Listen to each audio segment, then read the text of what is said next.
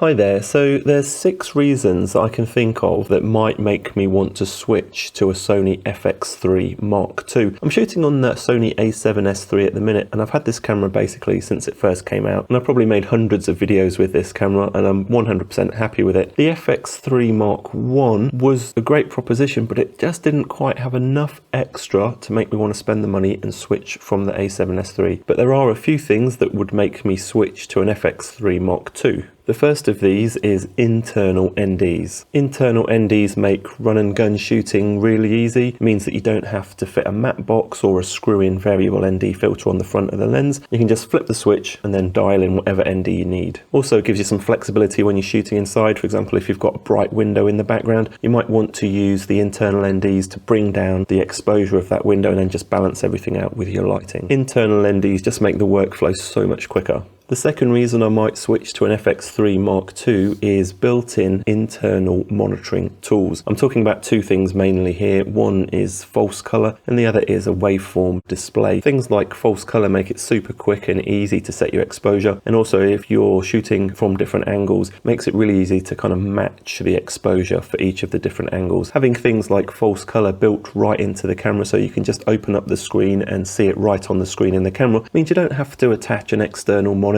or a phone with an app just to get that false color readout and get your exposure right. The third reason is that I want to be able to use newer, more modern autofocus features if I need them, such as those ones that were introduced in the Sony ZV-E1. For example, things like AI-based auto framing to help keep the subject in frame as you move the camera around, and also newer recognition autofocus modes. Sony say in the ZV-E1 they increased eye autofocus by about 60%. And there's also things like product showcase mode that the ZV-E1 has. You might not think of these as professional filmmaking features in a cinema camera, but for solo content creators they can really save time. Next up, the ability to shoot in 8K would be the next reason I'd consider switching to the FX3 Mark II. Even if that was only up to limited frame rates of say 24p or 30p, 8K gives the option obviously to deliver the video in 8K, but also the option to shoot in 8K mode even if you're delivering in 4K. It gives you a bit more wriggle room in post, so for example to do digital zoom-ins or fake camera movement, or if perhaps you're shooting an interview and you've only got one FX3 Mark II, set it up in 8K mode with a wide shot, and then in editing you can just switch or crop in on the individual people talking to create a more dynamic looking interview video. Also, for a top-down camera, if you're doing things like unboxing or detailed tutorials, having that 8K image that you can really crop and zoom into individual smaller features in your video makes 8K for a top-down camera a really compelling option too.